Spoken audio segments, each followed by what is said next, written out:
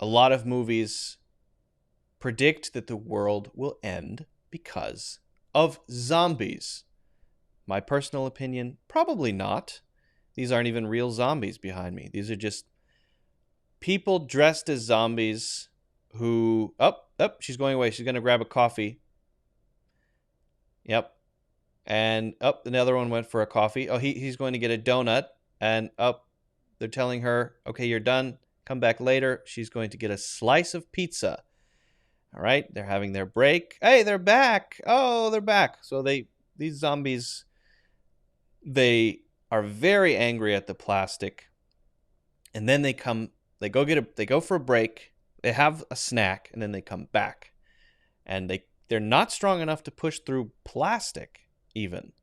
Basic plastic they can't push through. They're not even pushing that hard, really. It's almost like they're just doing it because it looks cool.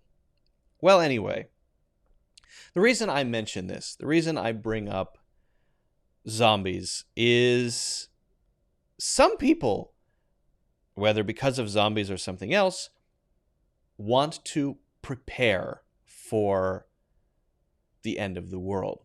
Meteor, nuclear war, whatever.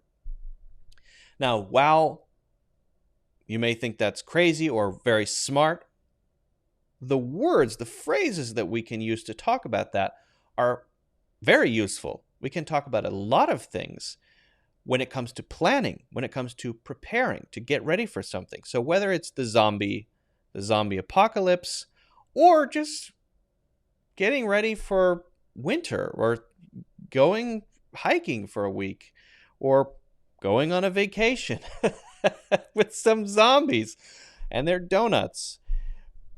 There are a few phrases that we need, okay? So let's leave our zombie friends for a minute and hop over here to the board. We'll be back. The zombies will be back. They're getting some donuts. They're getting some baklava. Probably getting some matcha. Maybe getting a foot massage. Who knows? So when we are making a plan, we know that things may not go the right way for us. We know that things may not go as planned. Or sometimes, for example, planning a road trip, building your bunker. If you think the world is going to end, you might have an underground bunker, right? You might need to prepare for things that may or may not happen. Now, when things go wrong, when things happen that you don't expect, you might use just in case, which you may know here, just in case. And this is to suggest a possibility of something happening, and then we would have something ready if that happens.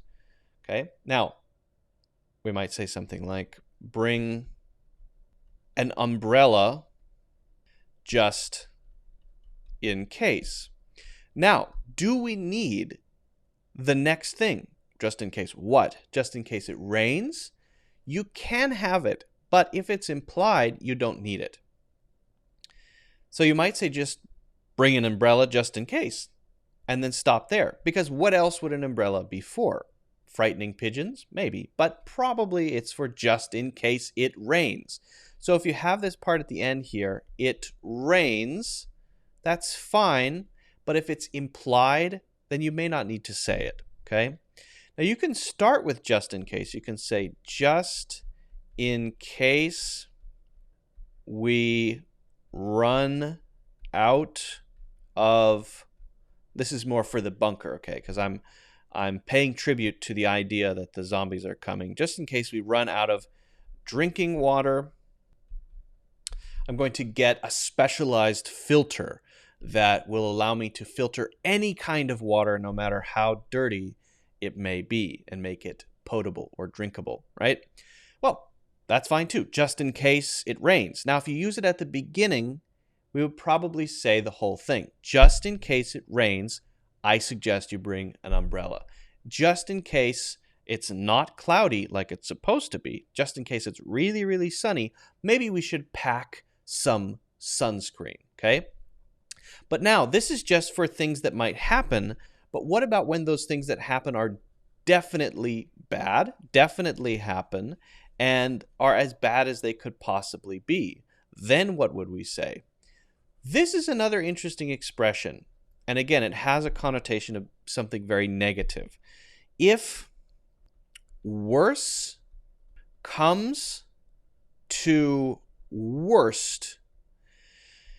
Now, I want to mention that this is sometimes, there are actually two versions of this. This is sometimes if worst comes to worst, instead of if worse comes to worst. I have personally always said if worse comes to worst. Many people will say if worst comes to worst. I don't think it really matters, okay? So if worst comes to worst, if worse comes to worse, right, we could always just get a hotel. That would be you're on a trip, right, and it rains so much that you don't think you can camp. What's the worst thing that could happen? Well, if the worst thing that could happen actually happens, then we can't camp like we planned. This is a camping trip that we're planning. What's the absolute worst possibility? We can't camp like we planned, so we have to stay in a hotel. So if worse comes to worst, we can just get a hotel room, get a room. Okay? That would be a common way to use it. If worst comes to worst, we move down to the bunker. Okay, so we hear on the news, for example, right, there are a bunch of zombies. They don't look that harmful. You know, they look upset, but they can't even push through basic plastic. Do we need to go down to the bunker? We could probably just stay at home. Just close the door, honestly. They can't even open a door. They look fairly inept, these zombies. So let's not worry too much about it. But, okay, what's the worst possible situation that could happen? Well, the worst possible situation would be that the zombies learn to turn a doorknob, or they're stronger than they look, or they run out of donuts, and they come for us, and somehow they find some strength, like in World War Z. They can climb over the walls. All right. If worse comes to worst, we can go down into the bunker. And the bunker is the underground area that's protected, far underground, with all of our supplies, umbrellas and rice, for example. So all you need to survive, umbrellas and brown rice. So if worst comes to worst, or worst comes to worst, just go down into the bunker. If the zombies learn to open doors. That's a pretty common expression that can be used for all kinds of different situations and scenarios, from very serious things to very ordinary things, very common everyday things, very, very common. Okay, we have two more I want to talk about, okay? One, to stock up. Again, very ordinary stuff here. What would you stock up on? Well, if you stock up on something, if you heard the word stock, that's often related to supplies in excess of what is needed in the moment. A store will have a stock of supplies. If we don't have any, then the store will say, sorry, we are out of stock. And you've seen probably this online shopping. You see a little thing that has a red circle and says out of stock. That means maybe they're waiting to get more. Or you see in stock, and that means they have it. We have 30 of those available left. We have 30 left. Sometimes we say 30 in stock. Well, to stock up is to accumulate more of something than you need right now. We might add the preposition on after stock up. So let's stock up on beans and canned soup. During the very beginning of COVID, there were rumors about maybe that we wouldn't have supplies in the supermarket and things would run out. So just to be absolutely safe, I stocked up, not too much, but I stocked up a bit on canned soup and beans during the pandemic. That's what I did. stocked up on those. That doesn't mean you fill your house with that stuff. It just means you have a bit of extra, more than what you need, just in case there's a period of time where you can't buy it, right?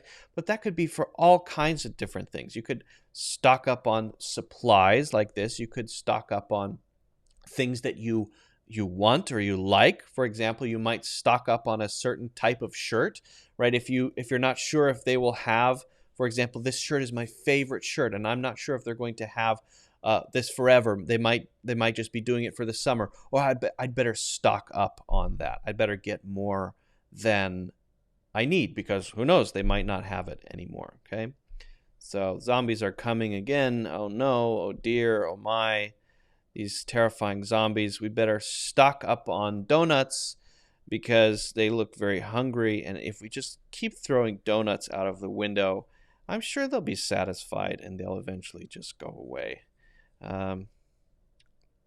They keep going away and coming back. These zombies behave in a very strange way. Oh, they're back. Oh, they're very angry. Ooh. Oh, no. Oh, dear. Oh, my. Okay, the last one that we're going to talk about very quickly, I think probably most connected to this specific situation. And it's something that to be honest, I'm kind of interested in. And this is being off-grid. You hear sometimes off-grid or off the grid. Now, what does that mean? Well, usually this is related to utilities. And utilities are things that you use that come to your house, such as water. If you get water from the city, electricity from the local power station, you probably get some people get specifically water not to use but for heating, right? That would be an example. Things like that. Gas, natural gas, for example, if it comes to your house. But if you're off grid, that means you have your own. It could be your own way of making it, or you have your own locally. So for example, in the house that I live in, I don't get water from the city. I get my water from a well that is behind my house, and that water just comes from the ground. That's how I get my water. So when it comes to drinking water, I am living off grid. Being on grid means you're part of the public utilities. Okay? Internet would be another example, probably using a company's internet. So some people want to be kind of separated from that because they want to feel independent. Personally, I think it would be cool. Right now, I'm not completely off grid because I get electricity from the local wherever they make it and from the company that sends me electricity, and they send me a bill. I kind of am off grid with my heating because it's propane and it comes in these big tanks, but someone does come to fill it up. I don't make my own propane. So there you could say maybe off grid a little bit, but not really. For internet, definitely not off grid. But if you got a satellite internet and then your heating was from electricity and your car was an electric car, and you had solar panels on your roof that completely covered your electrical needs, and your water came from a well, then you could say that you are completely off-grid, meaning if the world ended, as long as the sun was shining, you would be okay. Alone in your house, surrounded by a world that has ended. But at least you'd have electricity. At least you could watch TV if TV is still on. Maybe I've taken the example too far, but the grid is just this idea of being connected to utilities. So anyway, these are the ways that we I don't want to end on these people. These are the ways that we use common phrases to talk about either desperate situations or very common ordinary situations. I think off-grid is a little less ordinary and common, although people do talk about their utilities pretty often. However, if worst comes to worst, just in case and stock up are extremely common expressions that you could use either to talk about the zombie apocalypse or to talk about your everyday life.